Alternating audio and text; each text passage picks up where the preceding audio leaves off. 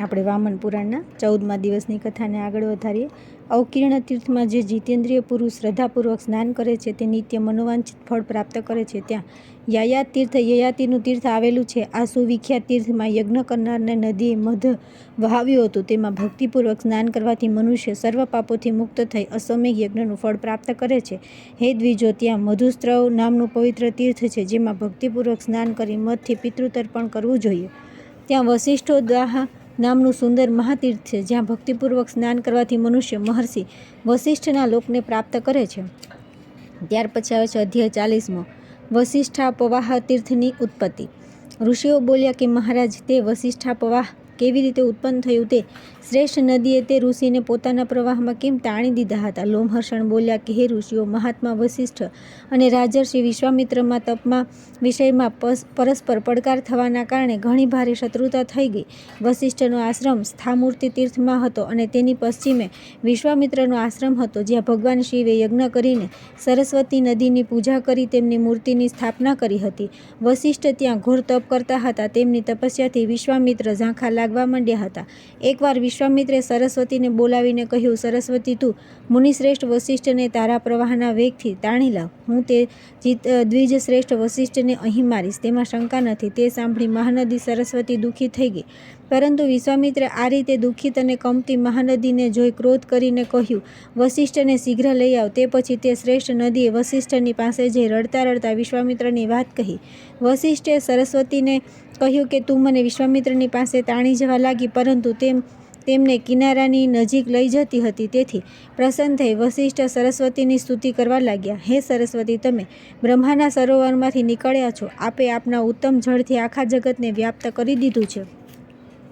આપ જ આકાશગામી દેવી છો અને મેઘોના જળને ઉત્પન્ન કરો છો। તમે સર્વ જળોના રૂપમાં વર્તમાન છો। આપની જ શક્તિથી અમે અધ્યયન કરીએ છીએ। આપ જ પુષ્ટિ, ધૃતિ, કીર્તિ, સિદ્ધિ, કાંતિ, ક્ષમા, સ્વધા, સ્વાહા તથા સરસ્વતી છો।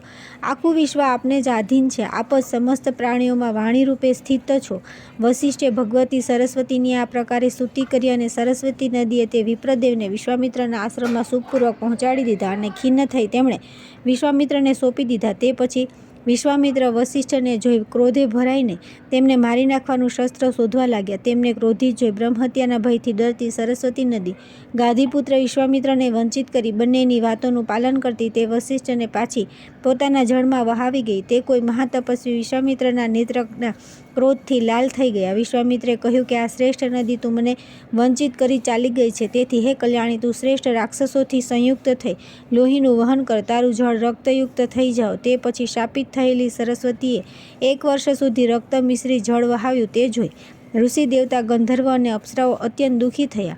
તેથી તે પવિત્ર શ્રેષ્ઠ તીર્થમાં લોહી જ વહેવા લાગ્યું, જેથી ત્યાં ભૂત, પિશાચ, રાક્ષસ એકઠા થવા લાગ્યા। તે સર્વ રક્તપાન કરતા ત્યાં આનંદપૂર્વક રહેવા લાગ્યા। તે તેનાથી અત્યંત તૃપ્ત, સુખી અને નિશ્ચિત થઈ એવા નાચવા અને હસવા લાગ્યા કે જાણે તેમણે સ્વર્ગ ન જીતી લીધું હોય। કેટલાક સમય પછી તપોધન ઋષિઓ તીર્થયાત્રા કરતાં કરતાં સરસ્વતીના કિનારે પહોંચ્યા। ત્યાં ભયાનક રાક્ષસો દ્વારા પીવાતી મહાનદી સરસ્વતીને જોઈ તે તેની રક્ષા માટે મહાન પ્રયત્ન કરવા લાગ્યા। તે મહાન વ્રતો કરનારા ઋષિઓએ તે શ્રેષ્ઠ નદીને પાસે બોલાવી તેને કહ્યું કે હે શ્રેષ્ઠ રીતે, અમે તમારી પાસેથી જાણવા માગીએ છીએ કે આ જળાશય લોહીથી ભરાઈને ક્ષુબ્ધ કેવી રીતે થયું? તે સાંભળી સરસ્વતીએ વિશ્વામિત્રના સર્વ વિક્રમોનું વર્ણન કર્યું। તે પછી પ્રસન્ન થયેલા મુનિઓ સમસ્ત પાપોનો વિનાશ કરનારી અરુણા નદીને લઈ આવી સરસ્વતી સાથે સંગમ કરાવ્યો। તેથી સરસ્વતી હદનું શોણિત પવિત્ર જળ બની ગયું। પણ સરસ્વતીનું જળનું શુદ્ધ થયેલું જોઈ રાક્ષસો બહુ દુઃખી થયા। તે દીનતાપૂર્વક સર્વ મુનિઓને વારંવાર કહેવા લાગ્યા કે અમે બધા સદા ભૂખ્યા અને ધર્મથી રહિત છીએ। અમે પોતાના ઈચ્છાથી પાપ કર્મ કરનારા પાપી બનેલા નથી, પરંતુ આપ લોકોની અકૃપા અને અશોભનીય કર્મો જ અમારો પક્ષ વધતો રહે છે, કારણ કે અમે બ્રહ્મ રાક્ષસ છીએ। આ પ્રમાણે જે ક્ષત્રિય, વૈશ્ય, શૂદ્ર, બ્રાહ્મણો પ્રત્યે દ્વેષ કરે છે, તે એવા જ વિકર્મ કરવાને યોનિદોષથી અમારી આ સંતતિ વધતી જ રહે છે। આ અમારી પ્રાચીન ગતિ છે। આપ સર્વ લોકોનો ઉદ્ધાર કરવા સમર્થ છો। લોમહર્ષણ બોલ્યા કે હે દ્વિજો, તે કૃપાળુ મુનિઓ પરસ્પર ચર્ચા કરી બોલ્યા કે હે બ્રહ્મ રાક્ષસો, છીંક તથા કીટના સંસર્ગથી દૂષિત ઉચ્છિષ્ટ ભોજન, કેશયુક્ત, તિરસ્કૃત તથા ઉચ્છ્વાસથી દૂષિત અન્ન એ તમારી ભાગ થશે। હે દ્વિજો, આ જાણીને વિદ્વાન પુરુષે આ પ્રકારના અન્નનો ત્યાગ કર્યો। આ પ્રકારનું અન્ન ખાનાર રાક્ષસોનો ભાગ ખાય છે। તે તપોધન ઋષિઓએ તે તીર્થને શુદ્ધ કરી તે રાક્ષસોની મુક્તિ માટે ત્યાં એક સંગમની રચના કરી. તે લોક પ્રસિદ્ધ અરુણા અને સરસ્વતીના સંગમમાં 3 દિવસ સુધી વ્રતપૂર્વક સ્નાન કરનાર મનુષ્ય સર્વ પાપોથી મુક્ત થઈ જાય છે. આગળ જતાં કલયુગ આવતા અધર્મનો અધિક પ્રસાર થઈ જતાં મનુષ્ય અરુણા સરસ્વતીના સંગમમાં સ્નાન કરી મુક્તિને પ્રાપ્ત કરી લેશે. તે સાંભળ્યા પછી તે સર્વ રાક્ષસોએ તેમાં સ્નાન કર્યું અને તે નિષ્પાપ થઈ ગયા તથા દિવ્ય માળા અને વસ્ત્ર ધારણ કરી સ્વર્ગમાં બિરાજવા લાગ્યા. ત્યાર પછી આવે છે અધ્યાય 41 કુરુક્ષેત્રના તીર્થોનું વર્ણન. લોમહર્ષણ બોલ્યા કે પ્રાચીન કાળમાં મહર્ષિ દર્વી ત્યાં 4 સમુદ્રોને લઈ આવ્યા. તેમાંથી પ્રત્યેક સમુદ્રમાં સ્નાન કરવાથી મનુષ્યને 1000 ગોદાન કરવાનું ફળ પ્રાપ્ત થાય છે. હે દ્વિજોત્તમ, તે તીર્થમાં પાપીએ પણ કરેલી તપસ્યા સિદ્ધ થઈ જાય છે. અહીં સત્સાહસિક તથા શતિક નામના 2 તીર્થ છે. તે બંનેમાં સ્નાન કરનાર મનુષ્યને 1000 ગાયોના દાનનું ફળ મળે છે. ત્યાં સરસ્વતીના તટ પર સોમતીર્થ પણ સ્થિત છે, જેમાં સ્નાન કરવાથી રાજસૂય યજ્ઞનું ફળ મળે છે. માતાની સેવા કરનારનું જે પુણ્ય પ્રાપ્ત થાય છે તે પુણ્ય ફળને ઇન્દ્રિયો પર વિજય મેળવનાર શ્રદ્ધાળુ મનુષ્ય રેણુકા તીર્થમાં જઈને પ્રાપ્ત કરી લે છે અને બ્રહ્માએ સેવેલા ઋણમોચન નામના તીર્થમાં જઈ દેવઋણ, ઋષિઋણ અને પિતૃઋણથી છૂટી જાય છે.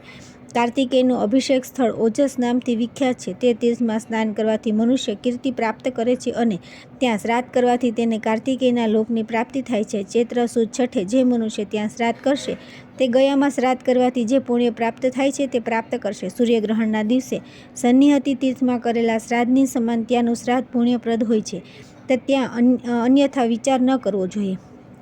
પૂર્વકાળમાં વાયુએ કહ્યું હતું કે ઓજસ તીર્થમાં કરેલા શ્રાદ્ધનો ક્ષય થતો નથી, તેથી ત્યાં પ્રયત્નપૂર્વક શ્રાદ્ધ કરવું જોઈએ. ચૈત્ર સુદ છઠે જે તેમાં શ્રદ્ધાપૂર્વક સ્નાન કરશે તેના પિતૃઓને અક્ષય જળની પ્રાપ્તિ થશે. ત્રિલોકખ્યાત એક પંચવટ નામનું તીર્થ છે, જ્યાં ભગવાન મહાદેવ યોગ સાધના કરવાની મુદ્રામાં બિરાજે છે. તે સ્થાન પર સ્નાન કરી મહાદેવની પૂજા કરનાર મનુષ્ય ગણપતિનું પદ અને દેવતાઓની સાથે આનંદ પ્રાપ્ત કરતો રહે છે. હે દ્વિજો, કુરુતીર્થ વિખ્યાત તીર્થ છે, જેમાં કુરુઓએ કીર્તિની પ્રાપ્તિ માટે ધર્મની ખેતી કરવા તપસ્યા કરી હતી. તેમની ઘોર તપસ્યાથી પ્રસન્ન થઈ ઇન્દ્રે કહ્યું કે હે રાજર્ષિ, હું તમારા તપથી સંતુષ્ટ છું. સાંભળો, આ કુરુક્ષેત્રમાં જે લોકો ઇન્દ્ર યજ્ઞ કરશે તે પાપમુક્ત થઈ જશે અને પવિત્ર લોકને પ્રાપ્ત કરશે. તેટલું કહી હસીને ઇન્દ્ર સ્વર્ગમાં જતા રહ્યા. ખિન્ન થયા સિવાય ઇન્દ્ર વારંવાર આવ્યા અને ઉપહાસપૂર્વક તેમને તેમની યોજના સંબંધે પૂછીને ચાલ્યા ગયા. કુરુએ ઉગ્ર તપસ્યા દ્વારા પોતાના દેહને સૂકી નાખ્યો. તેથી ઇન્દ્રે કહ્યું કે હે કુરુ, તમારે જે કરવાની ઈચ્છા હોય તે કહો. કુરુએ કહ્યું કે ઇન્દ્રદેવ, જે શ્રદ્ધાળુ માનવ આ તીર્થમાં નિવાસ કરે છે તે પરમાત્મા રૂપ પરબ્રહ્મનો લોક પ્રાપ્ત કરે છે. આ સ્થાનથી અન્યત્ર પાપ કરનારા અને પંચપાપીઓ પણ આ તીર્થમાં સ્નાન કરવાથી મુક્ત થઈ પરમ ગતિને પામે છે. લોમહર્ષણે કહ્યું કે શ્રેષ્ઠ બ્રાહ્મણો કુરુક્ષેત્રમાં કુરુતીર્થ સર્વથી અધિક પવિત્ર છે તેનું દર્શન કરી પાપી મનુષ્ય પણ મોક્ષ પ્રાપ્ત કરી લે છે તથા કુરુતીર્થમાં સ્નાન કરી પાપોથી છૂટી જાય છે અને કુરુની આજ્ઞાથી મોક્ષ પ્રાપ્ત કરે છે. કુરુતીર્થમાં સ્નાન કરી શિવદ્વારમાં આવેલા સ્વર્ગદ્વારમાં જવું અને સ્નાન કરવું, કારણ કે ત્યાં સ્નાન કરવાથી પરમપદ મળે છે. તે પછી અનરક તીર્થમાં જવું. અનરકની પૂર્વમાં બ્રહ્મા, દક્ષિણમાં મહેશ્વર, પશ્ચિમમાં રુદ્રપત્ની અને ઉત્તરમાં પદ્મનાભ અને તે સૌના મધ્યમાં અનરક નામનું તીર્થ છે. તે ત્રિલોક દુર્લભ છે. તે તીર્થમાં સ્નાન કરનાર મનુષ્ય સર્વ પાપોથી મુક્ત થાય છે.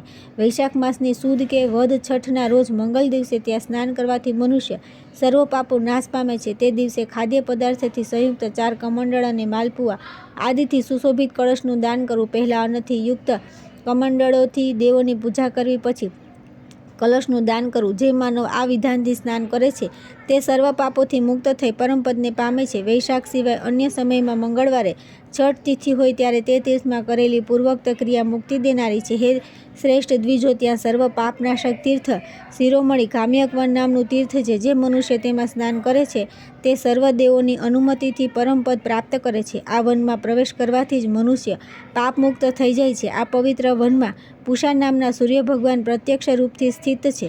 તે સૂર્ય ભગવાનના દર્શનથી મુક્તિ મળે છે. રવિવારે તે તીર્થમાં સ્નાન કરનાર મનુષ્ય વિશુદ્ધ દેહવાળો થઈ જાય છે અને પોતાના મનોરથો પ્રાપ્ત કરે છે.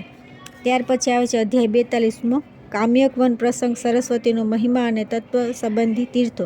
ઋષિઓ બોલ્યા કે લોમહર્ષણજી, કામ્યકવનના પૂર્વમાં સ્થિત કુંજને દેવીઓએ સેવી હતી, પરંતુ તે કામ્યકવન તીર્થની ઉત્પત્તિ કેવી રીતે થઈ તે આપ મને વિસ્તારથી કહો. લોમહર્ષણ બોલ્યા કે મુનિઓ, ઋષિઓનું ચરિત્ર સાંભળવાથી મનુષ્ય પાપોથી મુક્ત થઈ જાય છે. એકવાર નૈમિષારણ્યના નિવાસી ઋષિ સરસ્વતી નદીમાં સ્નાન કરવા માટે કુરુક્ષેત્રમાં આવ્યા, પરંતુ સરસ્વતીમાં પ્રવેશ પામી શક્યા નહીં. તેથી તેમણે યજ્ઞોપવીતિક નામના એક તીર્થની કલ્પના કરી લીધી. છતાં પણ શેષ મુનિઓ તેમાં પણ પ્રવેશ પામી ન શક્યા. સરસ્વતીએ જોયું કે રંતુક આશ્રમથી સચક્ર સુધી જેટલા તીર્થસ્થળ છે તે સર્વ બ્રાહ્મણોથી ભરાઈ ગયા છે. તેથી બધા બ્રાહ્મણોના કલ્યાણ માટે તે સરસ્વતી નદીએ કુંજ બનાવી દીધી અને સર્વ પ્રાણીઓના ભલા માટે તત્પર થઈ તે પશ્ચિમ માર્ગે વહેવા લાગી. જે મનુષ્ય સરસ્વતીના પૂર્વી પ્રવાહમાં સ્નાન કરે છે તેને ગંગા સ્નાનનું ફળ મળે છે. તેના દક્ષિણી પ્રવાહમાં સરિતાઓમાં શ્રેષ્ઠ નર્મદા અને પશ્ચિમમાં દિશા તરફ યમુના નદી છે. પરંતુ જ્યારે તે ઉત્તર દિશામાં વહેવા લાગે છે ત્યારે તે સિંધુ બની જાય છે. આ રીતે વિભિન્ન દિશાઓમાં તે પવિત્ર સરસ્વતી નદી ભિન્ન રૂપોમાં પ્રવાહિત થાય છે. સરસ્વતી નદીમાં સ્નાન કરનાર મનુષ્ય જાણે બધા તીર્થોમાં સ્નાન કરી લે છે. સરસ્વતીમાં સ્નાન કર્યા પછી તીર્થ સેવી ત્રણેય લોકમાં પ્રસિદ્ધ મદનના વિહાર નામના તીર્થમાં જવું જોઈએ, જ્યાં શિવના દર્શનાભિલાષી દેવતા આવ્યા, પરંતુ તે ઉમા સહિત શિવનું દર્શન ન કરી શક્યા. તે લોકો ગણનાયક મહાદેવ નંદીની સ્તુતિ કરવા લાગ્યા. તેનાથી નંદીશ્વર પ્રસન્ન થઈ ગયા અને તેમણે ઉમા સાથે રહેલી શિવની મહાન વિહાર ક્રીડાનું વર્ણન કર્યું. તે સાંભળી દેવતાઓએ પણ પોતાની પત્નીઓને બોલાવી અને તેમની સાથે તે લોકોએ પણ ક્રીડા કરી. તેમની ક્રીડા વિનોદથી શંકર પ્રસન્ન થઈ ગયા અને બોલ્યા કે આ વિહાર તીર્થમાં જે શ્રદ્ધા સાથે સ્નાન કરશે તે નિસંદેહ ધન ધાન્ય અને પ્રિય સંબંધોથી સંપન્ન થશે. ઉમા શિવના વિહાર સ્થળની યાત્રા પછી પ્રતિષ્ઠિત મહાન દુર્ગા તીર્થમાં જવું જોઈએ, જ્યાં સ્નાન કરી પિતૃઓની પૂજા કરવાથી મનુષ્યની દુર્ગતિ થતી નથી. ત્યાં સરસ્વતીનો એક કૂવો છે. તેના દર્શન માત્રથી મનુષ્ય સર્વ પાપોથી મુક્ત થઈ મુક્તિ પામે છે. ત્યાં શ્રદ્ધાપૂર્વક દેવતા અને પિતૃઓનું તર્પણ કરે છે તે વ્યક્તિ સમસ્ત અક્ષય પદાર્થોને પ્રાપ્ત કરે છે. પિતૃ તીર્થની વિશેષ મહત્તા છે. તે તીર્થમાં માતા પિતા અને બ્રાહ્મણના ઘાત કરનાર ગુરુપત્નીગામી પણ સ્નાન કરવાથી શુદ્ધ થઈ જાય છે. તે પૂર્વ દિશા તરફ વહેનારી સરસ્વતી દેવમાર્ગમાં પ્રવેશી દેવમાર્ગથી જ નીકળેલી છે. પૂર્વવાહિની સરસ્વતી દુષ્કર્મીઓ માટે પણ પુણ્યદાયક છે. જે પ્રાચી પૂર્વવાહિની સરસ્વતીની પાસે જઈ ત્રિરાત્ર વ્રત કરે છે તેના શરીરમાં કોઈ પાપ રહેતું નથી. નર અને નારાયણ એ બે દેવો બ્રહ્મા, સ્થાણુ તથા સૂર્ય અને ઇન્દ્ર સહિત સર્વ દેવતા પ્રાચીન દિશાનું સેવન કરે છે. જે માનવ પ્રાચી સરસ્વતીમાં શ્રાદ્ધ કરશે તેમને આલોક તથા પરલોકમાં કંઈ દુર્લભ રહેશે નહીં. તેથી પ્રાચીન સરસ્વતીનું સર્વદા સેવન કરવું જોઈએ. ખાસ કરીને પાંચમના દિવસે પાંચમે પ્રાચી સરસ્વતીનું સેવન કરનાર મનુષ્ય લક્ષ્મીવાન થાય છે. ત્યાં ઓશનસ નામનું તીર્થ છે, જ્યાં આરાધના કરીને શુક્રાચાર્ય સિદ્ધ થઈ ગયા હતા. તે તીર્થનું સેવન કરવાથી ગ્રહોની વચ્ચે તેમની પૂજા થાય છે. આ રીતે શુક્રમુનિ દ્વારા સેવાયેલા ઉત્તમ તીર્થનું જે શ્રદ્ધાપૂર્વક સ્વયં સેવન કરે છે તે વ્યક્તિ શ્રાદ્ધ કરશે તેના દ્વારા તેના પિતૃઓ નિસંદેહ તરી જશે. હે દ્વિજોજ, સરોવરની મર્યાદાથી સ્થિત ચતુર્મુખ બ્રહ્માતીર્થમાં 14ના દિવસે ઉપવાસ કરે છે તથા ચૈત્રવદ આઠમ સુધી નિવાસ કરી તીર્થ સેવન કરે છે તેમને પરમ સૂક્ષ્મ તત્વનું દર્શન થાય છે, જેનાથી તે પુનઃ સંસારમાં આવતા નથી. બ્રહ્મતીર્થના નિયમોનું પાલન કર્યા પછી સહસ્ત્રલિંગથી શોભતા સ્થાણુ તીર્થમાં જવું. ત્યાં સ્થાણુવટનું દર્શન કરી મનુષ્ય પાપોથી મુક્ત થઈ જાય છે. ત્યાર પછી આવે છે અધ્યાય 43મો સ્થાણુ તીર્થ, સ્થાણુવટ અને સન્નિહત્ય સરોવરના સંબંધમાં પ્રશ્ન અને બ્રહ્મના શબ્દોમાં લોમહર્ષણનો ઉત્તર. ઋષિઓ બોલ્યા કે હે મહામુનિ, આપ સ્થાણુ તીર્થ અને સ્થાણુવટના મહાત્મય તથા સાન્નિહત્યના તીર્થો સરોવરની ઉત્પત્તિ અને ઇન્દ્ર દ્વારા તેને ધૂળથી ભરી દેવાના કારણનું વર્ણન કરો. આ રીતે લિંગોના દર્શન થનારા પુણ્ય તથા સ્પર્શથી થતા ફળ અને સરોવરના મહાત્મયનું પણ પૂર્ણ રીતે વર્ણન કરો. લોમહર્ષણ બોલ્યા કે મુનિઓ, તમે સૌ મહાન વામન પુરાણનું શ્રવણ કરો, જેનું શ્રવણ કરીને મનુષ્ય વામન ભગવાનની કૃપાથી મુક્તિ પામે છે. એકવાર બ્રહ્માના પુત્ર સનતકુમાર મહાત્મા વાલ્ખિલ્ય વગેરે ઋષિઓની સાથે સ્થાણુવટ પાસે બેઠા હતા. મહર્ષિ માર્કંડેય તેમની પાસે જઈ નમ્રતાપૂર્વક સરોવરના મહાત્મય, વિસ્તાર અને સ્થિતિ વિશે પૂછ્યું. હે સનતકુમાર, આપ મને સર્વ પાપોનો નાશ કરનાર સરોવરનું મહાત્મય કહો. સ્થાણુ તીર્થની પાસે ક્યાં ક્યાં તીર્થ દ્રશ્ય છે, ક્યાં ક્યાં તીર્થ અને ક્યાં ક્યાં લિંગ અત્યંત પવિત્ર છે, જેમનું દર્શન કરી મનુષ્ય મુક્તિ પામે છે. હે મુનિ, આપ સ્થાણુવટના દર્શનથી થનારા પુણ્ય તથા તેની ઉત્પત્તિના વિષયમાં પણ કહો. તેની પ્રદક્ષિણા કરવાથી થનાર પુણ્ય, તીર્થમાં સ્નાન કરવાથી મળતું પુણ્ય તથા ગુપ્ત અને પ્રગટ તીર્થોના દર્શનથી મળતા પુણ્યનું પણ વર્ણન કરો. પ્રભો, સરોવરની વચ્ચે દેવાધિદેવ સ્થાણુ કઈ રીતે સ્થિત થયા અને કયા કારણથી ઇન્દ્રે આ તીર્થને પુનઃ ધૂળથી ભરી દીધું. આપ સ્થાણુ તીર્થનું મહાત્મય એ સર્વ કહો. સરસ્વતીની નજીક શંકર તથા વિષ્ણુના જે ગુપ્ત સ્થાન છે તેમનું પણ વિસ્તૃત વર્ણન કરો. સનતકુમાર બોલ્યા કે પ્રાચીન કાળમાં મહાપ્રલય પછી પ્રજાઓના બીજરૂપ એક અંડ ઉત્પન્ન થયું. બ્રહ્મા તે અંડમાં સ્થિત હતા. તેમણે તેમાં સૂવાનો પ્રારંભ કર્યો. પછી તો તે હજારો યુગો સુધી સૂઈ રહ્યા. તે પછી જાગ્યા. બ્રહ્મા જાગીને ઉઠ્યા ત્યારે તેમણે સંસારને શૂન્ય જોયો. તેથી તે રજોગુણથી ભરાઈ ગયા અને સૃષ્ટિ વિશે વિચાર કરવા લાગ્યા. રજોગુણ સૃષ્ટિ વિશે વિચાર કરવા લાગ્યા. રજોગુણ સૃષ્ટિ ઉત્પન્ન કરનાર છે. સત્વગુણ સ્થિતિકારક છે. સંસારનો ઉપસંહાર સમયે તમોગુણ પ્રવૃત્ત થાય છે. પરંતુ ભગવાન વ્યાપક અને ગુણાતીત સત્વરજ તમથી રહિત છે. તે પુરુષ નામથી ઓળખાય છે. જીવ નામથી નિર્દોષ સર્વ પદાર્થો તેમનામાં ઓતપ્રોત છે. તે બ્રહ્મ છે. તે જ વિષ્ણુ છે અને તે જ સનાતન મહેશ્વર છે. જેણે તે મહાન આત્માને સમજી લીધા તેણે સર્વ જાણી લીધું. જે મનુષ્ય બહુમુખી ચિત્ત તે પરમાત્મામાં સારી રીતે સ્થિત છે તેને માટે સર્વ તીર્થો અને આશ્રમોનું શું મહત્વ છે? આ આત્મારૂપી નદી શીલ અને સમાધિથી મુક્ત છે.